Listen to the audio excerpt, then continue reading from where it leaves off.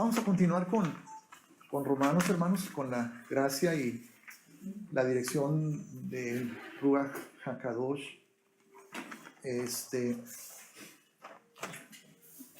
Gracias a Dios por su palabra y lo que hemos estado aprendiendo. Y dejamos el sábado pasado, creo, por ahí hasta el versículo 27, si no me equivoco, de Romanos 1.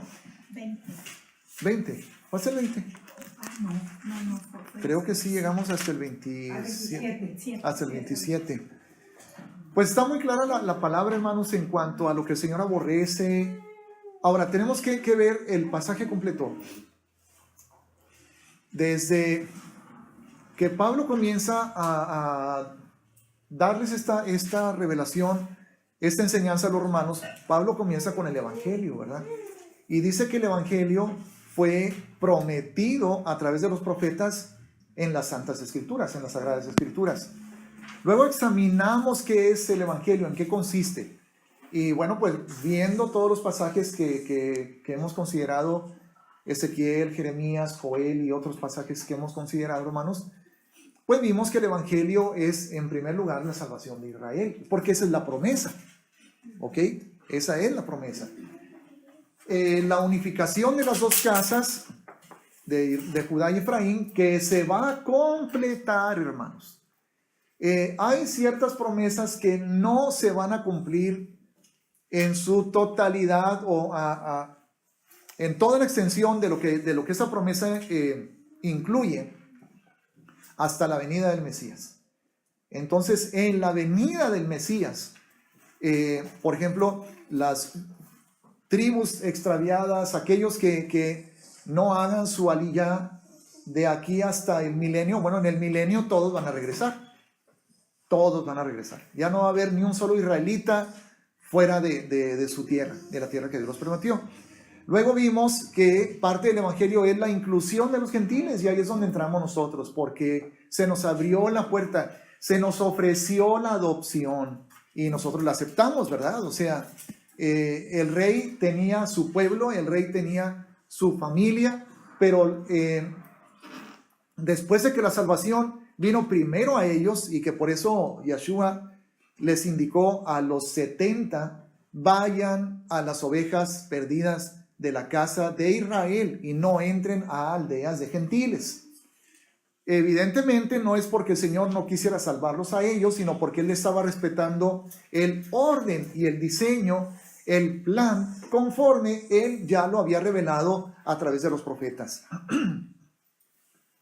Luego en este capítulo 1 de Romanos, hermanos, Pablo menciona que este evangelio, también en el versículo 16, este evangelio es para salvación del judío primeramente y después del griego, ¿verdad? Luego Pablo comienza a decir que en el evangelio de Dios se reveló la justicia de Dios. Porque la justicia, que ya lo estudiamos, ya tuvimos un mensaje especialmente dedicado a eso, un estudio. La justicia es lo derecho, lo recto, lo que se ajusta perfectamente al carácter de Dios. Eso es la justicia. Y es por eso, hermanos, que la palabra dice, como lo vamos a ver más adelante en este capítulo, en el capítulo 3 de esta carta de Pablo a los Romanos, que no hay justo ni aún uno. Porque si la justicia es apegarse perfectamente al carácter de Dios, pues no hay nadie que lo haga. O sea, todos estamos mal, ¿verdad? Pero el anhelo de nuestro corazón y el justo, aquella persona justa, es aquella que busca los caminos que son rectos delante de Dios. Aunque sabemos que fallamos y sabemos que nos caemos y resbalamos y cometemos errores, hermanos. O sea, no ha habido una sola persona en este mundo, en toda la historia del universo y en toda la Biblia, que jamás haya cometido un error. El único es Yeshua, ¿verdad? Él vivió sin pecado. Y entonces la justicia, como lo vimos a través del desglose de la palabra Sedek, que son las letras Sade, Dalet y Kof, bueno, vimos que es el anhelo, la necesidad de encontrar el camino y de entrar por la puerta que nos permite andar de una manera que estemos preparados para la manifestación del sol en el horizonte. porque la palabra Kof significa sol en el horizonte. Y el sol de justicia es Yahshua. Y estamos esperando su venida. Y ya sabemos que sin santidad nadie verá al Señor, ¿verdad? Entonces, por eso es que estamos buscando caminar en la justicia, aunque nos ha quedado muy claro que nuestra salvación es por gracia. Así Es por gracia, jamás seremos justificados por lo que hacemos o hagamos. Pero el haber sido salvos por gracia en ningún momento significa, bueno, ya relájate y vive como te dé la gana, porque va a haber consecuencias también de eso, hermanos, ¿ok? Después de que Pablo habla de que se reveló la justicia de Dios por medio del Evangelio, bueno, porque ¿qué es el Evangelio? Bueno, Dios creó al mundo y lo creó perfecto y le dio a la humanidad la capacidad de elegir para elegir lo correcto. Entonces Dios le dio instrucciones y le dio mandamientos a Adán y a Eva para que ellos caminaran en esos mandamientos, ¿ok?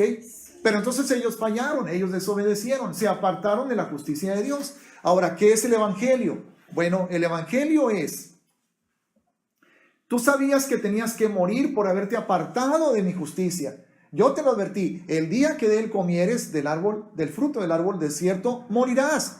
Bueno, la justicia de Dios es: te tengo que matar. Es porque no puedo tolerar el pecado, no puedo tolerar la desobediencia, no puedo tolerar la rebeldía. La buena noticia es que ya tengo un plan diseñado para que tú no tengas que morir, pero la justicia de todos modos se va a aplicar, aunque sobre otra persona, sobre alguien inocente. Pero la justicia de Dios jamás podía quedar anulada, hermanos, o ignorada. O sea, el Señor no nos podía salvar, como lo dije en un momento. El Señor no nos podía salvar solo por su gran amor y su maravillosa bondad. Soy tan bueno que te voy a perdonar. Bueno, ¿y la justicia? ¿Dónde queda? ¿Dónde queda la ley? ¿Dónde queda lo que se estableció, verdad? Ok, se tiene que aplicar, pero se aplicó sobre Yahshua. Entonces, ¿para qué el Señor lleva nuestro pecado? Para que nos pueda de esa manera salvar de lo que merecíamos. Pero entonces no nos salva de lo que merecíamos para que sigamos en ese pecado que nos hizo caer en esa condenación, sino para restaurarnos a la manera de vivir recta, a la manera de vivir correcta, ¿verdad? Y para eso nos dio sus mandamientos, tanto en el Antiguo como en el Nuevo Testamento. Cuando hablamos de mandamientos, hermanos, no estamos refiriéndonos solamente a los que Moisés recibió en el Sinaí, sino a toda la palabra, desde Génesis hasta Apocalipsis, ¿verdad? Y la palabra es una unidad y no se contradice. No hay contradicción entre Antiguo y Nuevo Testamento. El que encuentra alguna que para él le parece una contradicción es porque no la ha escudriñado correctamente. Pero no existe contradicción, ¿ok? Entre una y otra. Bien. Y luego, después de que Pablo habla de que la justicia de Dios se reveló, entonces, que eso consiste entonces en que tú te apartaste de mi justicia y la única manera de que regreses es que recibas y creas en aquel que pagó por tus pecados, ¿verdad? En aquel que sufrió tu castigo. De esa manera tú puedes regresar a la justicia de Yahweh. Y es por eso que Pablo en el versículo 16 dice: no me avergüenzo del evangelio, porque es salvación. Es salvación. ¿De qué te está salvando? De la manera impía de vivir. Te está salvando de tu manera anterior de vivir. Porque muchas veces, hermanos, la salvación de la manera que se ha enseñado y se ha predicado es muy, muy enfocada en que te salva de aquella consecuencia eterna que nadie quiere, que es el infierno. Pero no se hace el énfasis necesario en que te salva de la manera en que has estado viviendo hasta hoy, independientemente de la consecuencia que es el infierno. Entonces, la persona realmente justa es aquella persona que anhela ser restaurado, que anhela que desaparezca la injusticia de su corazón y que dice como David: Dios, examíname y conoce mi corazón. Pruébame y conoce mis pensamientos y ve si hay en mí camino de perversidad, porque si lo hay, no lo quiero, lo rechazo, y guíame en el camino eterno. Entonces, guíame en el camino eterno, o sea, en tu camino, ¿verdad? porque el único camino eterno es el que Él ha diseñado. Recuerden, hermanos, que Yeshua dijo, hay caminos que al hombre le parecen rectos, ¿verdad? Pero su final es, ¿qué cosa? Camino de muerte. Entonces, todos los caminos, por más que sean caminos que se ven muy bonitos y muy buenos y ay, tiene razón, o qué noble, o qué bondad, o qué si no están en Yeshua, si no es de acuerdo a la palabra del Señor, en realidad te llevan a la muerte. Yo recuerdo que, bueno, veníamos platicando ayer, le digo, ¿te acuerdas, mija, que a veces tú llegabas de la secundaria, yo pasaba por ti y tú bien contenta me platicabas, no hombre, papá, vino un doctor a darnos una plática, un doctor que es muy conocido porque da pláticas, ¿verdad? A los adolescentes y en las escuelas. Y bien bonito, papi, porque nos dijo unas cosas, mira, papi, nos dijo que esto y aquello, y que tenemos que portarnos así, que más allá, y que no sé qué. Dije, mija, ¿y eso no lo has estado tú ya aprendiendo de la palabra toda tu vida? Bueno, sí, pero es que él, papi, habló y, no, hombre, todos estábamos llorando. Y yo le digo, mija, entiende, corazón. Les dijo que la manera de lograr ese estilo de vida es por medio de Jesús. ¿Les dijo eso? No, pues no. Les dijo que es indispensable arrepentirse de la maldad y del pecado y la rebeldía para poder recibir del Señor Jesucristo con su sangre ese perdón y esa restauración que nada más Él pueda. ¿Les dijo eso? No, pues no. Entonces no sirve, mi amor. Así yo, y mi hija, así como que, ay, no le puedo platicar nada a mi papá porque luego sale con eso, ¿verdad? Es que es la única manera de caminar en justicia. Hay caminos que al hombre le parecen rectos, ¿verdad? Ahora, no estoy diciendo que todo lo que él haya dicho o les comparte o las pláticas motivacionales donde se habla de valores y de que trata a las personas como quieres que te traten a ti, pues eso sale de la Biblia, ¿verdad? Entonces, de la boca del Señor Yeshua, pero al hombre le parecen rectos porque creen que solo porque ya practican eso ya están bien. Pero cuando se mueran, ¿a dónde van? Al infierno. Porque no tienen a Yeshua. Porque no se estableció la justicia de Dios en sus corazones. Es como cuando también en una ocasión iba en el camino rumbo a Nuevo Laredo hace ya bastantitos años y me tocó en un retén de soldados, pues que me pidieron que me bajara para revisar el carro, ¿verdad? Estamos aplicando la ley federal de armas de fuego y explosivos y no sé qué más me dijo, ¿verdad? Total, ¿verdad? Todo eso. Entonces ya me bajo y empiezan a revisar y después de ya cerrar la cajuela, vieron que traía en el carro una calcomanía que decía Jesucristo, ¿verdad? Y me preguntaron, ¿y eso qué significa? Y dije, eso significa, Señor, dije, qué bueno que me preguntó, eso significa que Jesucristo es la única esperanza para México. Los problemas de México no se van a resolver ni con el gobierno, ni con las policías, ni con los ejércitos. Porque le voy a hacer una pregunta, le dije al soldado, ¿por qué de ustedes y de los federales se pasan al narco? A ver, ¿por qué? Así. Y él dijo, pues por el dinero. Le dije, exacto. Lo cual significa que la justicia que se supone que ustedes representan, el combatir al crimen, el combatir lo ilegal, no está en sus corazones. Entonces el día que ustedes reciban al Señor como Salvador y lo dejen que Él transforme sus vidas y sus corazones, esa justicia va a estar adentro de ustedes y no va a haber cantidad de dinero que los haga cambiarse al lado malo. Pero primero tiene que estar esa justicia en sus corazones. Entonces sin Yeshua, hermanos, no hay justicia. Así cuando se llame Palacio de Justicia, a lo mejor es uno de los lugares donde más injusticia se comete. En el Palacio de Justicia. El Palacio de Injusticia. Pues sí. Y tampoco vamos a decir que todos o todo el tiempo, pero sucede. ¿Por qué? Porque el corazón del hombre es injusto, el corazón del hombre es perverso y solamente Yeshua puede transformarlo, ¿verdad? Ahora, luego Pablo dice que desde el principio se ha revelado la ira de Dios sobre toda injusticia. O sea, cuando algo no ocurre en la tierra de acuerdo al corazón y de acuerdo al diseño y al carácter de Yahweh, hermanos, es injusticia. Y el Señor revela su ira. Y ya explicamos la vez pasada también lo que significa ira. Y es una actitud de rechazo, de aborrecer lo malo y hasta de venganza, hermanos.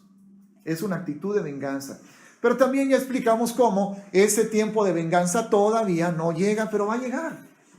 Va a llegar. Como cuando en Apocalipsis capítulo 6, las almas de aquellos que fueron decapitados a causa del testimonio de Yeshua en sus vidas, ya están ahí debajo del altar en el cielo y le preguntan al Padre: Señor, ¿hasta cuándo vengará nuestra sangre de los que moran en la tierra? Y entonces el Señor les contesta que esperen un poco más de tiempo hasta que se complete el número de sus hermanos que también han de ser muertos como ellos, y entonces el Señor ya va a ejercer esa venganza, ¿verdad? Y lo va a hacer, hermanos.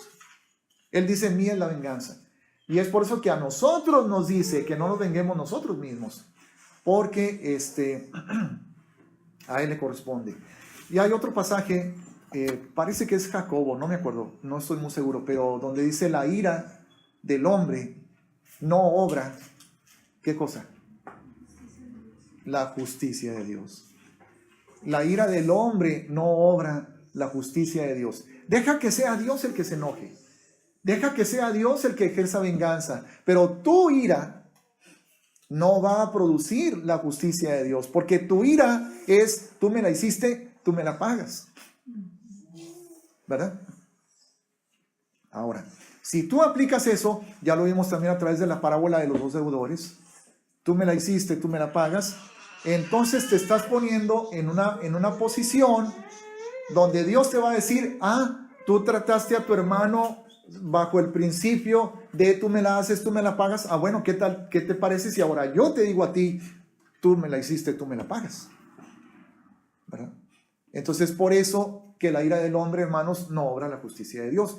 Pero la ira de Dios, se manifiesta contra toda injusticia, como lo vimos en el versículo 18, porque la ira de Dios se revela desde el cielo contra toda impiedad. ¿Qué significa impiedad? Impiedad es lo contrario ¿a qué? A piedad. ¿Y qué significa piedad? Misericordia. No, significa una manera santa de vivir. Piamente. Se han malentendido, ¿verdad? Pero es una misericordia, una manera santa de vivir. Por eso a los pecadores, en la Biblia, otro término que se utiliza para pecadores, ¿cuál es? Impíos. Exacto. Ahora, por eso ciertos papas, aunque yo no digo que sus vidas realmente lo eran, pero el nombre de ciertos papas es Pío. Pío Décimo, ¿verdad? Porque lo que quieren decir, ellos escogieron ese nombre porque se identificaron con el significado de la palabra y dijeron: bueno, yo quiero ser conocido por eso, ¿verdad? Un hombre pío. No estoy diciendo que lo fueron, solo de por qué se pusieron ese nombre, ¿verdad?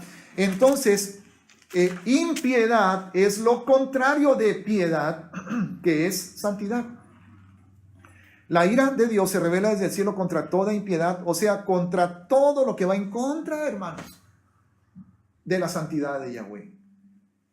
Y contra toda injusticia de los hombres que detienen con injusticia la verdad, que no permiten que se dé a conocer la voluntad perfecta de Dios, que no permiten que la palabra prospere, que el evangelio se extienda, que se dé a conocer la sana doctrina, que se enseñe lo que realmente el Señor revela en sus escrituras, y no se permite, están deteniendo con injusticia la verdad. Además de las maneras en que los gobiernos ponen en práctica también eso.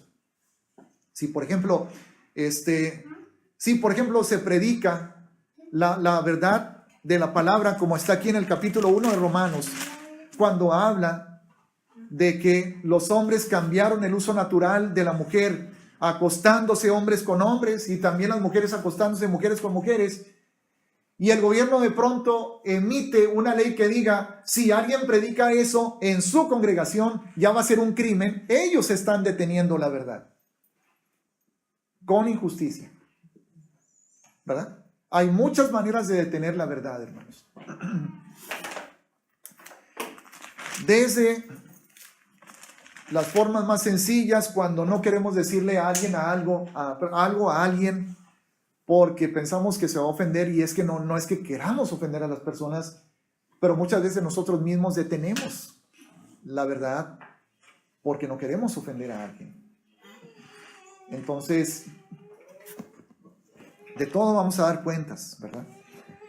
Es como si tengo un familiar al que amo y estimo y no le digo que está perdido, que necesita arrepentirse y que su religión no lo lleva a ninguna, pues no lo va a llevar a la vida eterna, ¿verdad? Que su fin es camino de muerte, porque luego me va a dejar de hablar. Pero si debido a que yo no le hablé, perece y va al infierno, ¿qué va a pensar de mí esa persona durante toda la eternidad, verdad? Entonces, ¿y qué va a pensar? ¿Qué me va a decir mi padre que me va a llamar a cuentas? Ok. En el capítulo 1, que no hemos terminado, que creo que vimos hasta el versículo 27, y continuando con el 28, dice la palabra: y como ellos no aprobaron tener en cuenta a Dios, como ellos no aprobaron tener en cuenta a Dios, lo que significa considerarlo. En otras palabras, cuando tomamos las decisiones en nuestra vida, cómo vamos a vivir, cómo vamos a hablar, qué vamos a hacer, cómo nos vamos a comportar, y consideramos a Dios, es porque estamos analizando qué siente Dios, qué piensa Dios, qué ha revelado Dios, qué le agrada, qué le desagrada, qué dice su palabra, cuáles son sus mandamientos, ¿ok? ¿Qué nos enseña, qué nos revela en su palabra? Analizamos eso y decimos, bueno, entonces eso que yo pensaba hacer no es correcto, porque Dios enseña esto o aquello. ¿Qué estoy haciendo? Estoy considerando a Dios. Estoy tomando en cuenta su manera de pensar. ¿Por qué? Porque quiero ajustarme a Dios. En el matrimonio sucede muy frecuentemente. Nos consideramos el uno al otro, ¿verdad? Para tomar decisiones. Hay decisiones que mi esposa no puede tomar sin consultarme a mí, y hay decisiones que yo también necesito, en las cuales también necesito consultarla a ella para poderlas tomar. Nos consideramos. ¿Qué piensas, amor? Ahora, hay muchas cosas en las cuales uno y otro ya sabemos qué es lo que nos gusta o no nos gusta, o aprobamos o no aprobamos, y ya ni siquiera hay necesidad de preguntarlo, ¿verdad? Entonces, por eso la única ocasión en que yo no tiendo la cama es cuando ella no está, que se va a Saltillo o a Castaños. Ahí sí ya no la atiendo porque sé que no está. No va a venir a ver, ¿verdad? Pero hay muchas situaciones en las que consideramos uno lo que el otro piensa, ¿verdad? Entonces ellos determinaron, dice el versículo 28, no tomar en cuenta a Dios, no tener en cuenta a Dios. O sea, me vale, voy a hacer lo que yo quiero, aunque haya una escritura donde Dios ha revelado lo que está bien y lo que está mal, a mí no me importa, no lo voy a tomar en cuenta. Yo voy a hacer lo que a mí me nace, lo que a mí se me antoja, lo que yo quiero. ¿Cuál fue el resultado de eso? Dice el versículo 28, Dios los entregó a una mente reprobada para hacer cosas que no convienen. O sea, su manera de razonar, hermanos, ya fue perversa. Ya hubo suciedad, oscuridad, maldad en esas mentes. Y todo lo razonaron y llegaron a sus propias conclusiones, elaboraron sus propios argumentos, como cuando estaban en Sinaí, cuando se tardaba Moisés. Primer argumento, no sabemos qué le ha pasado, ¿verdad? No hay manera de saber si está bien o mal, e incluso Dios nos prohibió acercarnos al monte, así que ¿cómo le hacemos? Empezaron a usar su razonamiento y dijeron, Aarón, necesitas Necesitamos avanzar, no nos vamos a quedar aquí, y para eso necesitamos un Dios que nos guíe. No les bastaba con el que ya había estado manifestando su gloria en la columna de fuego y en la nube durante el día, y en el temblor y en la trompeta, en el shofar y en los relámpagos. No les bastaba eso, querían un Dios que los guiara, y usaron su razonamiento para llegar a la conclusión: necesitamos un becerro. Ahora, ¿qué otro Dios conocemos? Bueno, en Egipto había uno así, ese es el que hay que hacer. Y entonces Aarón lo construye, obedeciendo al pueblo, y luego Aarón usando también su razonamiento para que no se viera tan mal, dijo: ok, ya está el becerro, mañana vamos a hacer fiesta a Yahweh. Mañana le vamos a ofrecer, porque ahora Yahweh está en este becerro, y mañana le vamos a hacer un fiestón. Pero ¿cómo fue la fiesta? Nada más así comiendo y felicidades, ¡ay, qué bonito! No, hermanos, hubo orgía sexual. Cuando dice la Biblia, creo que es Éxodo 32, que el pueblo se levantó a jugar, la palabra juego significa actos sexuales en el hebreo. Entonces, ¿qué pasa? Que cuando el hombre decide tomar sus decisiones aquí, sin tener en cuenta a Dios, el resultado es que Dios dice: ok, quieres tú hacer las cosas a tu manera y dejarte llevar por tus propios razonamientos y tus propios argumentos o impulsos o deseos o antojos. Ok, te entrego a una mente reprobada. Ahora, entregar simplemente significa soltar, dejar ir. Y no es que el Señor diga: ahora te voy a poner una mente reprobada ahí en tu cabeza. No, simplemente el Señor te suelta, y la única consecuencia es la perversión. El único resultado es la depravación, porque no hay santidad fuera de Dios. Ningún otro ídolo, ningún otro ser, o Dios con minúscula, pagano, o imagen, o santo, o santa, o lo que sea, te va a infundir la mente y los pensamientos de Dios. Solamente Dios puede hacer eso. Los entregó a una mente reprobada para hacer cosas que no convienen. 29. Estando atestados de toda injusticia, fornicación, que son las perversiones sexuales, perversidad, que incluye muchas cosas, avaricia. ¿Qué es avaricia? Tacañez, ¿verdad? Codencia. Bueno, es simplemente amar al dinero, porque dice la palabra, hermanos, que la avaricia o la codicia, dice, si no me equivoco es Pablo, que es como pecado de idolatría. Ser avaro es ser idólatra. ¿Vale? Eso no significa que vas a despilfarrar dinero. Eso no significa que no vas a usar la prudencia, ¿verdad? Eso no quiere decir que si yo le doy dinero a una persona, como una vez, estábamos en una fila para pagar el recibo del agua, y una señora ahí iba pidiendo dinero, y yo nomás escucho que la señora dijo: nomás $1 tal por cual, y le echó a la persona que le dio $1. O sea, la que recibió el dólar se enojó. Entonces, eso no significa que si esa persona me dice: nomás me estás dando, no, dame 100 de perdida, no significa que yo voy a sacar la cartera: bueno, ten 100. No, no, ¿verdad? Ahora, lo voy a hacer si Dios me indica que lo haga. Si Él me dice que lo haga. Hace días o semanas, ya me iba yo a la casa, pero llegué ahí a Comisión Federal de Electricidad a pagar el recibo a la luz, porque en el cajero automático, ¿verdad? Y en la salida está una señora vendiendo ahí cositas, dulcitos y eso. Y me dice: oye, güero, no me traes unos tacos de ahí de enfrente del Oxxo, no sé dónde, ¿verdad? Es que tengo mucha hambre. Y yo, porque era viernes. Y yo ya quería llegar a mi casa, ya estaba oscureciendo, ya quería llegar a mi casa para iniciar Shabbat, ¿verdad? Entonces, le dije: no, hijo, le voy deprisa, discúlpeme, no sé qué.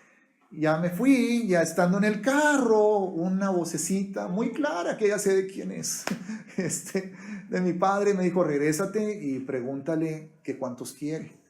Entonces ya me regresé, me dijo que una orden y total, fui, hice fila ahí a una taquería y ya le traje los tacos y muy contenta ella, ¿verdad? Muy agradecida. Bueno, lo que me da risa es lo que lo voy a contar enseguida. Me sentí muy feliz, me sentí muy contento de haber podido ser sensible a la voz del Señor y haber bendecido, ¿verdad? Yo no digo sembrar. Recuerden, una cosa es sembrar, hermanos, cuando sabemos que hay buena tierra, sabemos que va a producir un fruto y que esa persona honra y glorifica a Dios. Y otra cosa es darle al pobre. La palabra del Señor, el que al pobre da, dice, el que al pobre da, a Yahweh presta. Entonces eso no fue una siembra, fue una dádiva. Pero la semana pasada que otra vez fui a pagar el recibo, está ella ahí y dice, oye, güero, ¿no me traes un platillo de la comida china? Porque entonces, no, es que ahora ya no escuché ninguna vocecita. Y nada más me disculpé y me vine, ¿verdad? Pero anteriormente ya le había yo llevado también, antes, en otra ocasión ya también. Ahora, aquí el punto es ser sensible. En una ocasión, también a una señora que iba pasando, yo ya estaba en el carro, me pidió dinero, le di una moneda, ¿verdad? Pero ya cuando la señora iba caminando, en el carro, yo estando en el carro, el Señor me habló y me dijo, dale un billete de 50.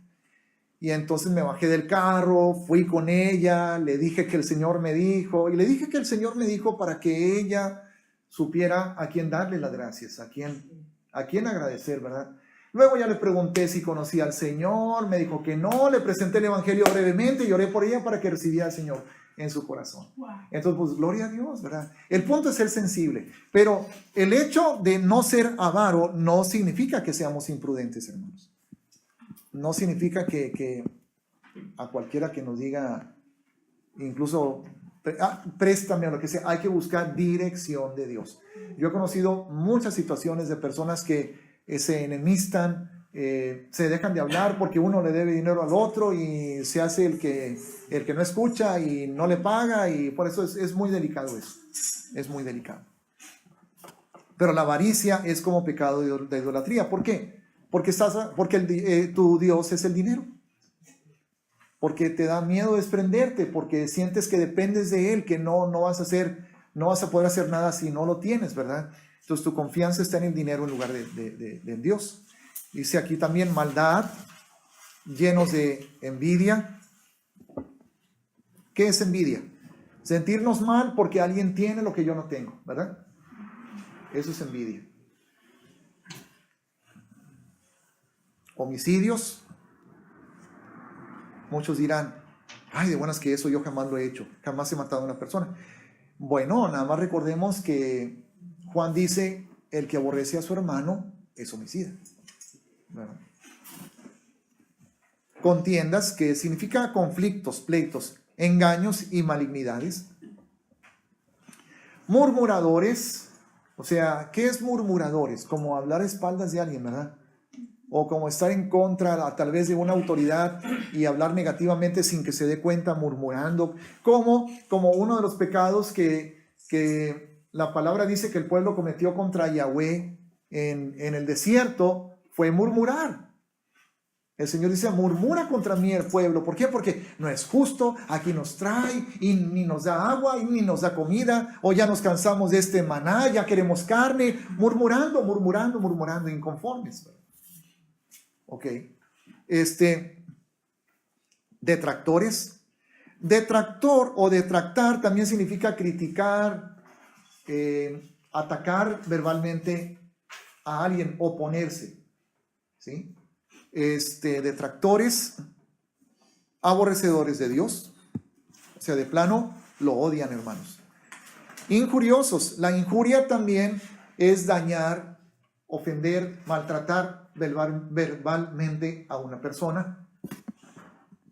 Injuriosos, soberbios, pues como que creernos que nosotros somos los que podemos, o que el mérito es propio, la justicia es propia y no del Señor. Altivos, engreídos, ¿verdad? Entonces, todo eso, el Señor manifiesta su ira contra estas cosas. Ahora, el propósito de leerlo Es para que lo leamos, hermanos, y no estemos pensando en los murmuradores que conocemos, en los avaros que conocemos, en los desobedientes que conocemos. No, no, no. Si esto no está en nuestro propio corazón, si estas cosas no están en nuestra propia vida, hermanos, para eso es muy importante analizar esto. Inventores de males. O sea, gente que nada más anda viendo qué maldad hace, ¿verdad? Como las bromas esas de que en tal parte hay una bomba y que no sé qué, son maldades. Y están inventando a ver qué hacer. De niño yo llegué a hacer unas bromas de esas y luego me arrepentí. Luego me dio coraje y vergüenza conmigo mismo, ¿verdad? Pero de adolescente yo era inventor de males. Yo andaba viendo a ver qué maldades hacía. E hice muchas, hermanos. Hice muchas hasta los 15 años que el Señor me salvó y me rescató, pero yo era bien, o sea, no se imaginan, de veras, yo era bien malozón. Y no les cuento porque no acabaría, pero bueno. El Señor me redimió por su sangre. Desobedientes a los padres. Desobedientes a los padres. Ahora, estas cosas que yo no sé cuántos de nosotros, si ya somos adultos, podríamos de alguna manera todavía analizar si somos o no somos eso, ¿verdad? Pero sí podemos analizar cómo estamos permitiendo que nuestros hijos sean. Cómo nos estamos educando. Porque, ¿qué hacen estas cosas que estamos leyendo aquí, hermanos? ¿Qué dice aquí el Evangelio? Porque la ira de Dios se revela desde el cielo contra toda impiedad e injusticia de los hombres. Y esta lista son ejemplos y son detalles de esa impiedad y de esa injusticia humana. Como que primero Pablo lo menciona en lo general, ¿verdad? Contra toda impiedad e injusticia, pero aquí ya nos está diciendo específicamente qué manifestaciones tiene esa impiedad y esa injusticia. Necios. Necio viene siendo como a pesar. Un ejemplo. Dice el rótulo en la carretera: curva peligrosa, 40 kilómetros máxima. Yo puedo, mi carro da las vueltas. Y le da a 100. Y se desbarranca y se muere. ¿Qué fue lo que lo mató? Su necedad. Más que el exceso, el reporte va a decir exceso de velocidad, pero en realidad en su corazón es que fue necio. Te lo están diciendo, te están advirtiendo que tienes que bajar la velocidad y tú no, ahí vas.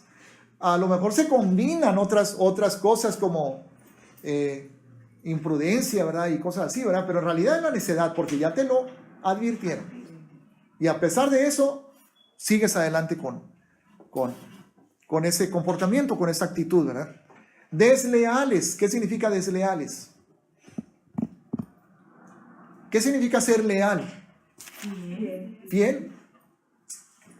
Que te mantienes honrando a las personas a las que debes honrar. Les eres leal. ¿Sí? En alguna ocasión, nuestras hijas, como a veces el gobierno organizaba,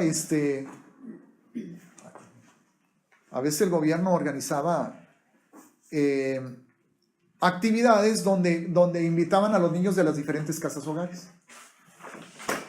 Entonces, en esas actividades, pues platicaban los niños entre ellos, ¿verdad? Y se platicaban cómo era la casa de cada uno. Y como resultado de eso, en alguna ocasión, yo llegué a enterarme, llegamos a escuchar que algunas de nuestras niñas decían: yo me quisiera ir a la casa aquella, porque allá ven tele todo el día, los dejan escuchar la música que quieren, que les gusta, y no los regañan por esto, usan minifalda, tienen novio, yo quiero irme para allá. Y la realidad es que sí sucedió eso, hermano. Sí llegó a suceder que algunas de nuestras niñas se cambiaron a esa casa, exactamente a esa casa, porque es la que querían. O sea, ¿cómo sucedió eso? Pues es un proceso, ¿verdad? Lo que pasa es que a través de la rebeldía y todo, llegaba el momento en que nosotros ya teníamos que acudir a la autoridad para que la autoridad misma decidiera qué hacer con ellas, y a lo mejor les preguntaban, bueno, o a lo mejor las niñas decían, es que yo me quiero ir a la casa del señor fulanito o de la señora fulanita, allá quiero estar, y les concedían y se iban. Entonces lograban su propósito, pero ¿qué están siendo ahí? Desleales, porque desde donde, y yo les ponía un ejemplo a estas chicas. Le dije, mija, les decía yo, imagínate, ¿por qué estás tú aquí en la casa ahora? ¿Por qué estás aquí en la casa? No, pues porque mi mamá me dejó y mi papá se fue desde que yo estaba bebita y mi mamá no se hizo responsable de nosotros y nos vieron en la calle, nos recogió el DIF y nos puso aquí, por eso estoy aquí.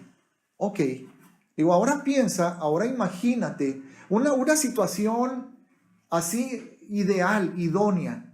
Tu papá que te procreó, ¿verdad? Y tu mamá que te dio a luz, son dos personas que se aman y están juntas. Y te tienen a ti porque te deseaban, te anhelaron, te tuvieron y te crían y te educan y te dan su amor y te dan su apoyo y te educan, ¿verdad? Y te mandan a la escuela y hacen lo posible para que tengas el uniforme, tengas la comida, hagas tus tareas, todo para que tú te prepares, y es una familia feliz. Ellos se aman uno al otro, son felices y esa felicidad te la transmiten a ti. El único defecto que tiene tu familia, que tiene tu casa, es que son pobres.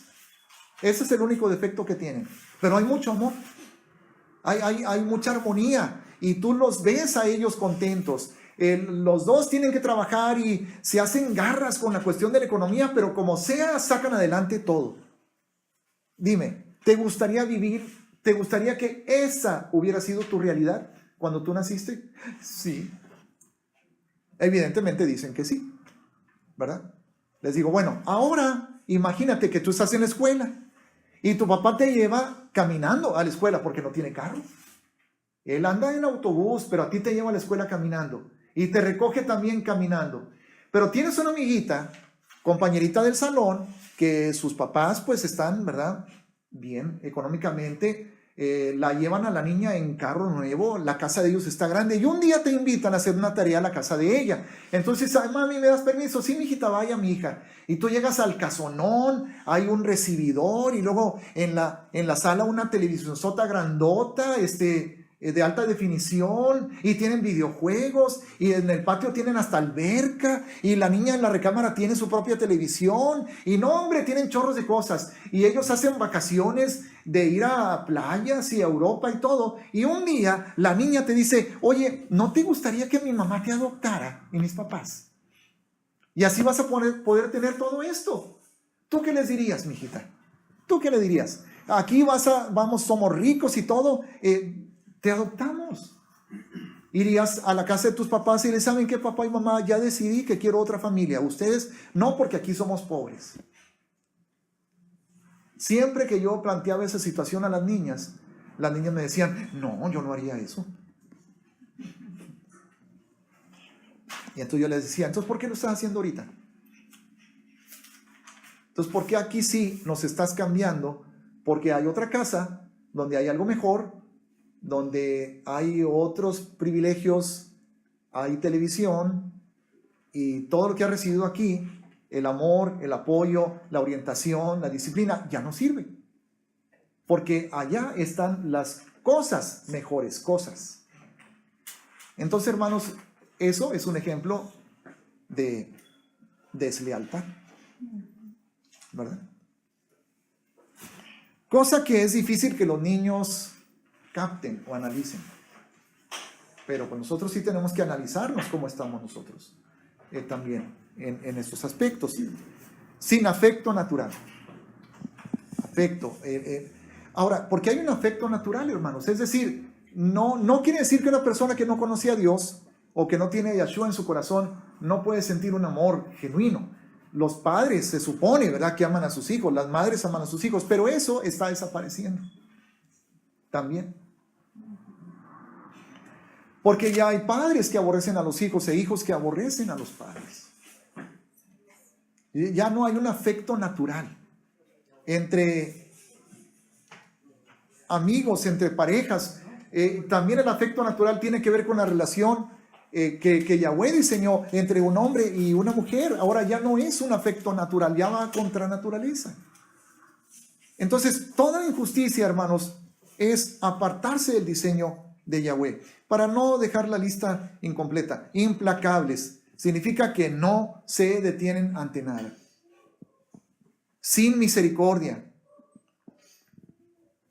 Y luego el versículo 32 dice, quienes habiendo entendido el juicio de Dios, que los que practican tales cosas son dignos de muerte. O sea, ya no lo ignoran.